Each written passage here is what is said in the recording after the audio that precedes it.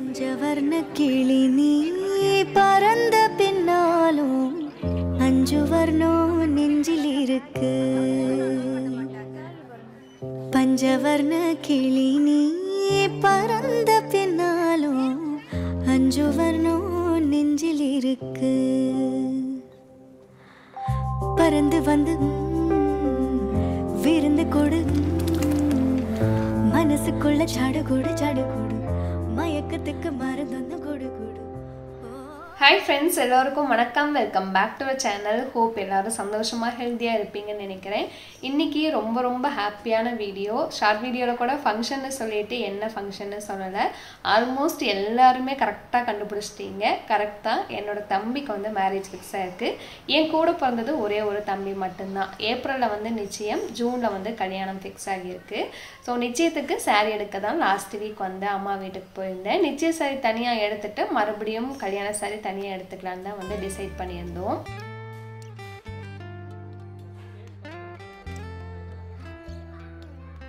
வீட்டில் பார்த்தீங்கன்னா கல்யாண கடை வந்துருச்சுன்னே சொல்லலாம். எல்லோரும் நேரமாக இருந்து குளித்து ரெடி ஆகிட்டு இருந்தோம். ஃபங்க்ஷன் அப்படின்னா எப்படி இருந்தாலும் கொஞ்சம் லேட் ஆகிரும், அறக்க பறக்க தான் ரெடியாகி போகணும்.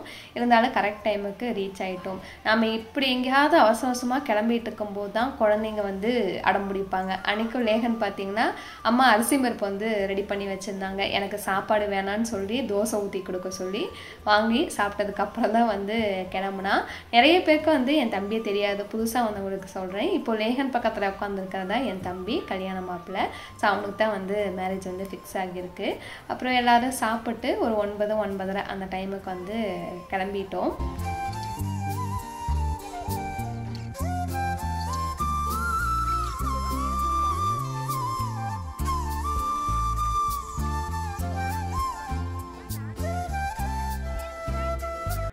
எங்கள் ஃபேமிலி பார்த்திங்கன்னா பெரிய ஃபேமிலி. எங்கள் அப்பா கூட பிறந்தவங்க 3 அண்ணா 2 அக்கா. எங்கள் அப்பா தான் வந்து லாஸ்ட் பையன். நாங்கள் எல்லாருமே சின்ன வயசுலேருந்து கல்யாணம் வரைக்குமே ஒன்றா வளர்ந்தவங்க. இப்போ நானும் என் தம்பி இருக்க மாதிரி எங்கள் பெரியப்பா 3 பேர்த்துக்குமே ஒரு பொண்ணு ஒரு பையன். ஸோ அக்கா 3 பேர், அண்ணா 3 பேர், எனக்கு எல்லாத்துக்குமே கல்யாணம் முடிஞ்சுது. என் தம்பி தான் லாஸ்ட். எங்கள் வீட்டு கடைக்குட்டியோட கல்யாணம் ஒரு சின்ன ஃபங்க்ஷன் அப்படின்னாலுமே எல்லோரும் சேர்ந்து தான் வந்து செலிப்ரேட் பண்ணுவோம். ஸோ அன்றைக்குமே சாரீ எடுக்க எல்லோரும் வந்து போயிருந்தோம். போகிற வழியில் அப்படியே பொண்ணு வந்து பூ வாங்கிட்டு ஈரோட்டில் இருக்க பிஎஸ்ஆர் ஷாப்புக்கு தான் போயிருந்தோம். எடுக்க போனது என்னமோ ஒரு புடவை தான், ஆனால் ஒரு 15-20 பேர் வந்து போயிருந்தோம்.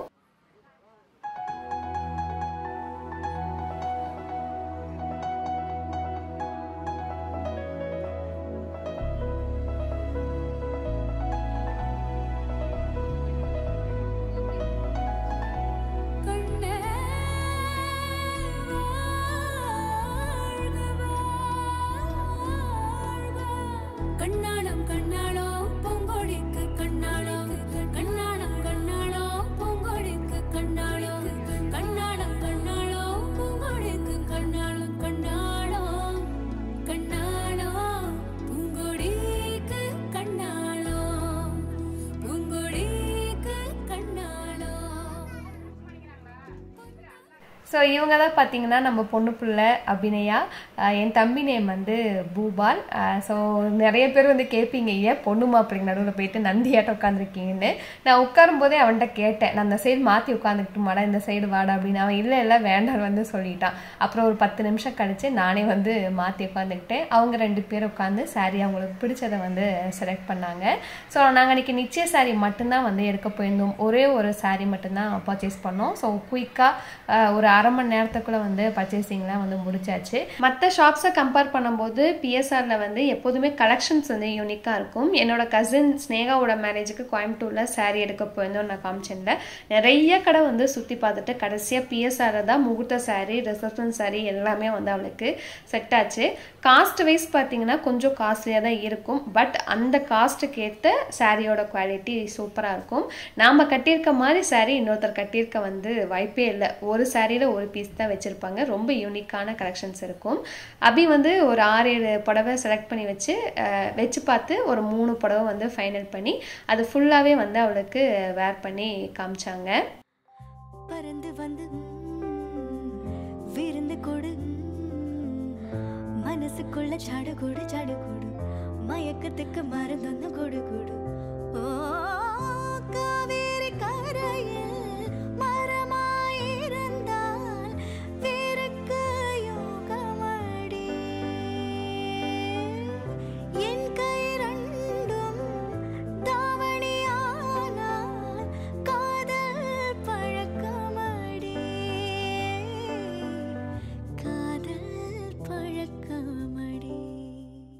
சாரீ எடுக்கும்போது ஒரு புடவை எடுக்கக்கூடாது, துணைப்புடவை எடுக்கணும்னு சொன்னாங்க. பொண்ணு வந்து அவளுக்கு வந்து ஃபேன்சி சாரீ பார்க்க மேலே வந்திருந்தா, நானும் கூட வந்திருந்தேன். போனதுமே பார்த்தீங்கன்னா நான் வச்சு காமிச்சிருந்தேன் அந்த maroon colour tissue silk sari என் ஹார்ட்டை வந்து கவர்ந்துருச்சு. எனக்கு ரொம்ப பிடிச்சிருந்தது. 880க்கு வந்து உண்மையாகவே நல்லா இருந்தது. நான் எடுத்துட்டேன். ஸோ சாரீலாம் எடுத்துகிட்டு அடுத்து வந்து நிச்சயத்துக்கு போடுறதுக்கான கோல்டு ஜுவல்ஸுமே அன்றைக்கி பர்ச்சேஸ் பண்ணியிருந்தோம். பட் அந்த கடையில் பார்த்தீங்கன்னா அலோட் இல்லைன்னு சொல்லிட்டாங்க. ஒரு 2 கிளிப் மட்டும்தான் எடுத்து அதுக்கப்புறம் கேமரா யூஸ் பண்ணாதீங்கன்னு சொன்னால நான் வச்சுட்டேன். ஸோ அங்கேயும் கோல்டு ஜுவல்ஸ் பர்ச்சேஸ்லாம் முடிச்சுட்டு ஈரோட்டில் இருக்க ஒரு ஷாப்லேயே பொண்ணு வீடு மாப்பிள்ளை வீடு எல்லாருமே சேர்ந்து லஞ்ச் சாப்பிட்டாச்சு. லஞ்ச் சாப்பிட்டு முடிச்சதுக்கப்புறம் தான் என் தம்பிக்கு வந்து நிச்சயதார்த்தம் வந்து எடுக்க போயிருந்தோம். ஞாயிற்றுக்கிழமை அதுவுமா கூட்டிகிட்டு வந்துட்டு சைவம் சாப்பிட வச்சுட்டாங்க. மஷ்ரூம் பிரியாணி, தயிர் சாதம், வெஜ் புலாவ் அந்த மாதிரி தான் வந்து வாங்கி சாப்பிட்டு வந்தோம்.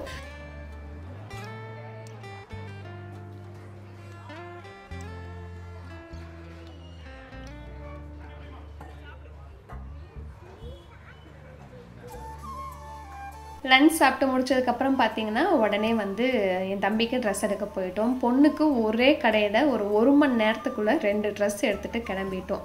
ஆனால் இவனுக்கு பார்த்தீங்கன்னா 3 கடை வந்து ஏறி இறங்கணும். என் தம்பியை வந்து அவ்வளோ சீக்கிரம் சாட்டிஸ்ஃபைடே பண்ண முடியாது. அவன் கூட நான் ட்ரெஸ் எடுக்க எங்கேயுமே போக மாட்டேன். ஃபைனலாக பரணியில் வந்து அவனுக்கு ட்ரெஸ் பிடிச்சி எடுத்துகிட்டு ஹாப்பியாக வந்து எல்லோரும் வீட்டுக்கு கிளம்பிட்டோம்.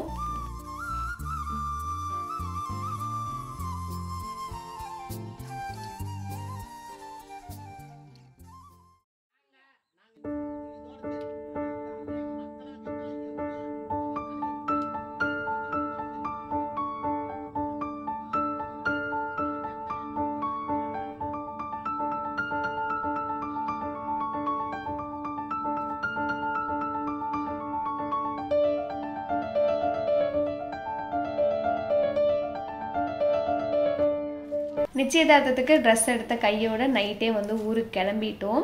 ஊருக்கு வந்ததுக்கப்புறம் நிறைய வேலை இருந்தது. எல்லாத்தையும் முடிச்சுட்டு ஒரு 3 நாள் கழிச்சு தான் நான் வீடியோ கண்டினியூ பண்ணுறேன். ஊருக்கு போகிறதுக்கு முன்னாடியே ஃபேஸ் வாஷ் பவுடர் அரைக்கிறதுக்காக ஆரஞ்சு பழ தோலை வந்து காய வச்சுட்டு போயிருந்தேன். வெயில் நல்லா அடிக்கிறதுனால சீக்கிரம் காஞ்சிச்சு. இது கூடவே பார்த்தீங்கன்னா ஆவாரம் பூவும் ரோஜா பூ எதலும் ஈரோட்டில் இருக்க நாட்டு மருந்து கடையில் வந்து ஒரு 100 கிராம் வந்து வாங்கிட்டு வந்துட்டேன். பச்சைப்பயிர் வந்து ஒரு 1/4 கிலோ.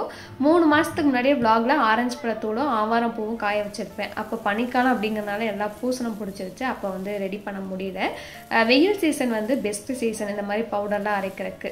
ஸோ நான் வந்து பச்சைப்பயிரை ஒரு தட்டில் கொட்டி அந்த பூவெல்லாம் வாங்கிட்டு வந்திருந்தேன்ல, இன்னொரு நாள் நல்லா வெயிலை காய வச்சு அடுத்த நாள் தான் பவுடர் ரெடி பண்ணியிருந்தேன். ஆரஞ்சு பழத்தூள் மொறுன்னு ஆகிற வரைக்கும் வெயிலில் வந்து காய வச்சுக்கோங்க. அப்போ தான் பவுடராக அரைக்கும் போது டெக்ஸ்சர் வந்து கரெக்டாக இருக்கும். இல்லைன்னா பெரிய பெரிய பீஸாக அந்த பவுடரோட டெக்ஸ்சரே வந்து கரெக்டாக வராது.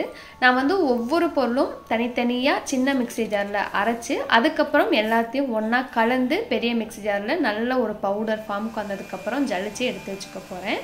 ஆரஞ்சு தோல் வந்து அரைச்சி பெரிய மிக்சரில் மாற்றிட்டேன்.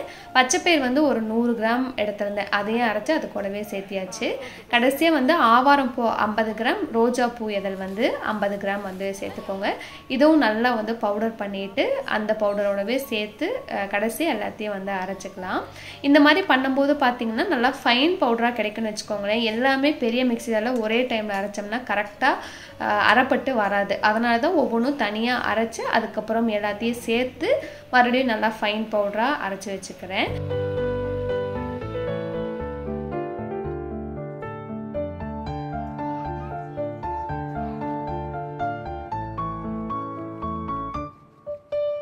பவுடர் அரைச்சி ஜலிச்சதுக்கப்புறம் பார்த்தீங்கன்னா மீதி வரதை மறுபடியும் அரைச்சி பார்த்தேன். பட் அந்த அளவுக்கு ஃபைன் பவுடராக கிடைக்கல. அது திரும்ப வந்து யூஸ் பண்ண முடியல. பச்சைப்பயிர் வந்து நல்லா வாஷ் பண்ணிவிட்டு காய வச்சு அரைச்சிங்கன்னா நல்லா இருக்கும். ஆனால் ரொம்ப நாளைக்கு பூச்சி வைக்காமல் இருக்கும்னு என்னால் சொல்ல முடியாது. அதனால் கல் குப்பை இதெல்லாம் இல்லாமல் க்ளீன் பண்ணிவிட்டு பவுடர் அரைச்சி வச்சுக்கோங்க. ஒரு வருஷம் வரைக்குமே வச்சு யூஸ் பண்ணலாம். கண்டிப்பாக நீங்களும் வந்து ரெடி பண்ணி யூஸ் பண்ணி பார்த்துட்டு எப்படி இருக்குன்னு வந்து எனக்கு சொல்லுங்கள். ஸோ நம்ம ஃபேஸ் வாஷ் பவுடர் பார்த்தீங்கன்னா நல்லா சூப்பர் வாசனையாக இருக்குது. அந்த ஆரஞ்சு பழத்தோட ஸ்மெல்லோட ரொம்ப நல்லா இருக்குது. இது வந்து நம்ம டெய்லி வந்து ஃபேஸ் வாஷ் பண்ணும்போது அதாவது ஃபேஸ் வாஷ்க்கு பதிலாக சோப்புக்கு பதிலாக வந்து இது வந்து யூஸ் பண்ணிக்கலாம். அப்படி இல்லைன்னா வாரத்தில் 2 இல்லை 3 நாள் வந்து காய்ச்சி ஆற வச்ச பால், தயிர், அதுக்கப்புறம் வந்து ரோஸ் வாட்டர் இதில் எல்லாம் மிக்ஸ் பண்ணி பேக்காக கூட வந்து அப்ளை பண்ணலாம். ரொம்ப நல்லா இருக்கும், சூப்பராக இருக்கும். ரிசல்ட் கண்டிப்பாக வந்து ஒன் டைம் கொஞ்சமாக ரெடி பண்ணி யூஸ் பண்ணி பாருங்கள். கண்டிப்பாக உங்களுக்கு வந்து ரிசல்ட் வந்து விசிபிளாகவே வந்து நல்லா தெரியும். இதில் வந்து நம்ம பச்சைப்பயிறு, ஆரஞ்சு பழத்தோல், ஆவாரம் பூ, அதுக்கப்புறம் ரோஜா இதெல்லாம் போட்டிருக்கோம். ஆரஞ்சு பழத்தோல் கூடவே பார்த்தீங்கன்னா மாதுளம்பழத்தோல், வாழைப்பழத்தோல், அதுக்கப்புறம் வந்து கேரட், பீட்ரூட், பப்பாளி பழம் இதெல்லாம் பார்த்தீங்கன்னா இந்த கேரட், பீட்ரூட், பப்பாளி பழம் பார்த்தீங்கன்னா குட்டி குட்டியாக கட் பண்ணி நல்லா ஒரு 15லேருந்து 20 நாள். இன்னைக்கு ஆரஞ்சு பழத்தோல் வந்து உடைக்கும் போது எப்படி உடைக்கும் அந்த மாதிரி நல்லா மொறுன்னு காய வச்சுட்டு இது கூட எக்ஸ்ட்ராவாக வந்து சேர்த்து நம்ம வந்து அரைச்சிக்கலாம். சூப்பராக இருக்கும். ஒரு சிலருக்கு வந்து பச்சைப்பயிர் வந்து ஒத்துக்காது. ஃபர்ஸ்ட் வந்து நீங்கள் இந்த இடத்துல பேட்ச் டெஸ்ட் பண்ணி பார்த்துட்டு அதுக்கப்புறம் வந்து யூஸ் பண்ண ஸ்டார்ட் பண்ணுங்க. பச்சைப்பயிர் கூடயே மசூர் தால்னு கிடைக்கும், ஆரஞ்சு கலர் பருப்பு. அந்த பருப்பு வந்து இது ஒரு 100 கிராம் போட்டோம்னா அது வந்து ஒரு 2 இல்லை 3 டேபிள் ஸ்பூன் வந்து சேர்த்து அரைச்சி பாருங்க. அது வந்து ஸ்கின்க்கு நல்லா வந்து க்ளோ அண்ட் கலர் வந்து கொடுக்கும். எனக்கு மேரேஜ் ஃபிக்ஸ் ஆன டைம்ல வந்து பார்த்தீங்கன்னா அது அரைச்சி வச்சு நான் ஒரு 1 மந்த் வந்து யூஸ் பண்ணேன். நல்லாவே வந்து கலர் வந்து கொடுத்துச்சு. கலர் மீன்ஸ் நல்லா க்ளோ வந்து ஃபேஸ்க்கு வந்து இருந்தது. இது யூஸ் பண்ணுறனால ஸ்கின் ஒயிட்டன் ஆகும் அப்படின்னு வந்து நான் சொல்லலை. கண்டிப்பாக ஒரு க்ளோ முன்னாடி இருந்ததுக்கு நீங்கள் ஒரு விசிபிளாக ஒரு க்ளோ வந்து ஃபேஸில் வந்து பார்ப்பீங்க. ஸோ கண்டிப்பாக வந்து யூஸ் பண்ணி பாருங்கள். நான் இன்னைக்கு நைட்டு வந்து போடலான்னு பிளான் பண்ணியிருக்கேன். போட்டோன்னா வந்து காமிக்கிறேன். ஒரு பாட்டில் வந்து பார்த்தீங்கன்னா எங்களுக்கு, இன்னொன்று வந்து புது மாப்பிளைக்கு வந்து பேக் பண்ணிட்டு ஊருக்கு வந்து போகணும். இனிமேல் வீக்லி ஊருக்கு போயிட்டு இருக்க வேலை இருந்துகிட்டே இருக்கும். ஸோ இந்த வாரம் போகும்போது அவனுக்கு கொண்டு போய் கொடுத்தா அவனுக்கு கொஞ்சம் யூஸ் பண்ணுவான். அவனுக்கு நான் கொடுக்கறனால தான் நான் கஸ்தூரி மஞ்சள் வந்து போடல. உங்களுக்கு கஸ்தூரி மஞ்சள் தேவைப்பட்டாலும் நீங்கள் வந்து சேர்த்துக்கலாம். நம்மளோட விருப்பம் தான். நம்ம ஸ்கின்க்கு வந்து எது நல்லதோ அதெல்லாம் வந்து நீங்கள் ஆட் பண்ணிக்கலாம். பட் ஃபர்ஸ்ட் டைம் பண்ணும்போது கொஞ்சமாக அரைச்சி பேட்ச் டெஸ்ட் பண்ணிவிட்டு அதுக்கப்புறம் வந்து ஒத்து போச்சுன்னா நீங்கள் நிறைய பல்காக அரைச்சி கூட ஸ்டோர் பண்ணி யூஸ் பண்ணலாம். ரொம்ப நல்லாயிருக்கும். ஸோ ட்ரை பண்ணி பாருங்கள். பவுடர் அடித்த அன்னைக்கு நைட்டே பார்த்தீங்கன்னா பேக் போட்டு வச்சுருந்தேன். நானும் தீபியும் 2 பேரும் சேர்ந்து தான் போட்டிருந்தோம். ஒரு 2 டீஸ்பூன் நம்ம ரெடி பண்ண பவுடர், தேவையான அளவுக்கு ரோஸ் வாட்டர் வந்து எடுத்துக்கிட்டேன். ஏன்னா பால், தயிர் எதுவுமே இந்த வீட்டில் இல்லை. நல்லா ஒரு திக்கான பேஸ்ட்டாக வந்து கரைச்சிட்டு பிளெயின் வாட்டரில் ஃபேஸ் வாஷ் பண்ணிவிட்டு நல்லா ஒரு 2 டைம் வந்து கோட் பண்ணிக்கோங்க. ஒரு 15லேருந்து 20 நிமிஷம் காய வச்சுட்டு அதுக்கப்புறம் வந்து நம்ம கடைசியாக கழுவும் போது ஸ்க்ரப் பண்ணி ஃபேஸ் வாஷ் பண்ணோம் அப்படின்னா டெட் ஸ்கின் செல்ஸ் எல்லாமே வெளியே வந்துடும்.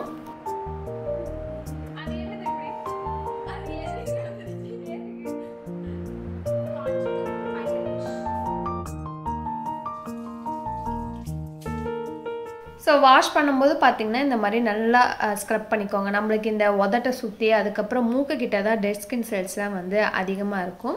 ஒரு வாட்டி நல்லா ஸ்க்ரப் பண்ணிவிட்டு வாஷ் பண்ணிங்கன்னா நல்லா பிரைட்டாக சூப்பராக இருக்கும் ஃபேஸ். நானே எக்ஸ்பெக்ட் பண்ணேன் இந்த அளவுக்கு ரிசல்ட். அவ்வளோ பிரைட்டாக நல்லா இருந்தது. தீபியோட ஃபேஸ்லேயுமே நல்ல ஒரு பிரைட்னஸ் வந்து இருந்தது. அப்புறம் தூங்குறதுக்கு முன்னாடி ரெகுலராக போடுற மாய்ஸ்சரைசர் போட்டுட்டு முடிச்சாச்சு. ஸோ பவுடர் யூஸ் பண்ணிவிட்டு எப்படி இருக்குன்னு உங்கள் ஃபீட்பேக்கை வந்து கமெண்ட்டில் வந்து எனக்கு சொல்லுங்க.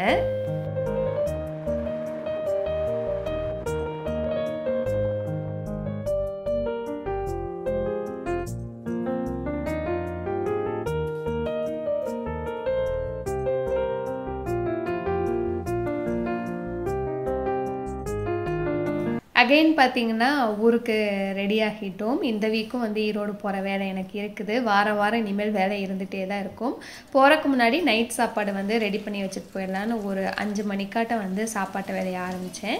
வீட்லேயே பன்னீர் எடுத்து பன்னீர் கிரேவி பண்ணலாம் அப்படின்னு வந்து அதான் பண்ணிட்டு இருந்தேன். ஒரு 1/2 லிட்டர் பால் எடுத்திருக்கேன். நல்லா பொங்கி வந்ததுக்கப்புறம் 1/2 எலுமிச்சம்பழத்தோட சாறை வந்து புழிஞ்சு விட்டுட்டு நல்லா வந்து வாஷ் பண்ணிக்கோங்க. இல்லைன்னா புளிப்பு சுவை வந்து இருக்கும். நல்லா வாஷ் பண்ணிவிட்டு தண்ணியெல்லாம் பிழிஞ்சிட்டு இந்த மாதிரி வெயிட் வந்து மேலே வச்சிடலாம். பன்னீர் கிரேவி தான் வந்து செய்ய போகிறேன். ஸோ வெங்காயம், தக்காளி இதெல்லாம் வதக்கி அரைச்சி தான் செய்ய போகிறேன். இதுக்கு வந்து ஒரு துண்டு இஞ்சி, ஒரு 6-7 பல் பூண்டு, ஒரு பெரிய சைஸ் வெங்காயம், மீடியம் சைஸாக இருந்தால் 2 வெங்காயம் போட்டுக்கோங்க, 2 பச்சை மிளகாய் போட்டு நல்லா நிறமானதுக்கப்புறம் ஒரு வெங்காயத்துக்கு 2 தக்காளி வந்து எடுத்துருக்கேன். இப்போ 2 வெங்காயம் எடுத்திங்கன்னா 3 தக்காளி வந்து எடுத்துக்கோங்க. தக்காளி நல்லா சாஃப்ட் ஆகிற வரைக்கும் மூடி வச்சு வேக வச்சிடலாம்.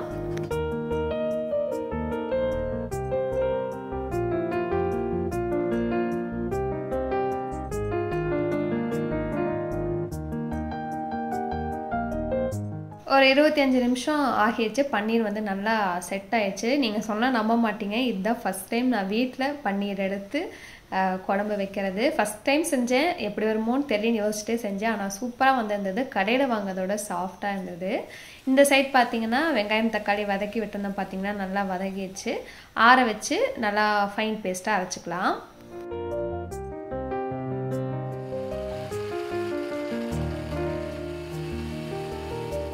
இந்த அளவுக்கு நல்லா ஃபைன் பேஸ்ட்டாக அரைச்சி எடுத்து வச்சுக்கோங்க. ரொம்ப சிம்பிள் தான், குயிக்காக செஞ்சிடலாம். எண்ணெய் விட்டு சீரகம் 2 கிராம்பு ஏலக்காய் வரமிளகாலாம் போட்டு பொரிஞ்சதும் மசாலா ஐட்டம் எல்லாமே எண்ணெயிலேயே போட்டுக்கோங்க. மஞ்சள் தூள் மிளகாத்தூள் மல்லித்தூள் வந்து போட்டிருக்கேன். அதை ஒரு வாட்டி நல்லா பெரட்டி விட்டுட்டு அப்புறம் அரைச்சி வச்சுருக்க பேஸ்ட் வந்து சேர்த்துக்கலாம். இப்போ நம்ம ஊற்றின எண்ணெய் பார்த்திங்கன்னா இந்த மசாலா சேர்ந்ததுக்கப்புறம் நல்லா பிரிஞ்சு வரணும். அதுதான் வந்து கிரேவிக்கு நல்ல ஒரு டேஸ்ட் வந்து கொடுக்கும். மிக்ஸி ஜார் அரைச்சி கொஞ்சம் தண்ணி விட்டு நல்லா கொதிக்க விட்டுட்டேன்.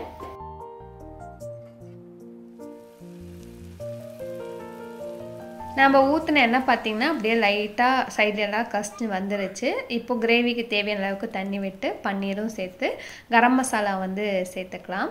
கடைசியாக வந்து பார்த்திங்கன்னா ஃப்ரெஷ் க்ரீம் இருந்தால் சேர்த்துக்கோங்க. ஃப்ரெஷ் க்ரீம் இல்லைன்னா பால் ஆடை இருக்குது பார்த்திங்களா, அதை எடுத்து ஒரு 3 முந்திரி பருப்பை அரைச்சி ஊற்றிங்கன்னா நம்மளோட ஃப்ரெஷ் க்ரீம் வந்து ரெடி. அப்படியே அதே டேஸ்ட்டே வந்து இருக்கும். ஸோ நல்லா ஒரு வாட்டி கலந்து விட்டுட்டு ஒரு 2 நிமிஷம் கொதிக்க விட்டுட்டு கசூரி மேத்தி இருந்தால் அது போட்டுக்கோங்க. ரெஸ்டாரண்ட்டில் கிடைக்கிற அந்த ஸ்டைல் அந்த டேஸ்ட் அப்படியே இருக்கும். எங்கிட்ட இல்லை, கொத்தமல்லி தழை தூவி இறக்கிட்டேன். சைட் பை சைட் பார்த்தீங்கன்னா சப்பாத்தியுமே வந்து ரெடி பண்ணி எடுத்து வச்சுட்டேன். ஒரு 6 மணி அப்படிங்கும்போது எல்லா வேலையும் முடிச்சுட்டு நாங்கள் எல்லாருமே ஒவ்வொரு 2 சப்பாத்தி சாப்பிட்டு ஊருக்கு வந்து கிளம்பிட்டோம்.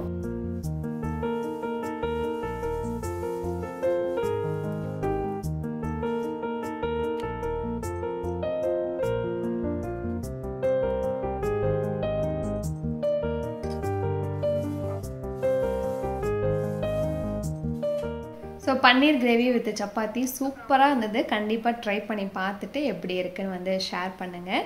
என்னோட தம்பிக்கு உங்களோட பிளெஸ்ஸிங்ஸ் அண்ட் விஷஸ் எல்லாமே கமெண்ட்டில் ஷேர் பண்ணுங்கள். ரொம்ப ஹாப்பியாக இருக்கும்.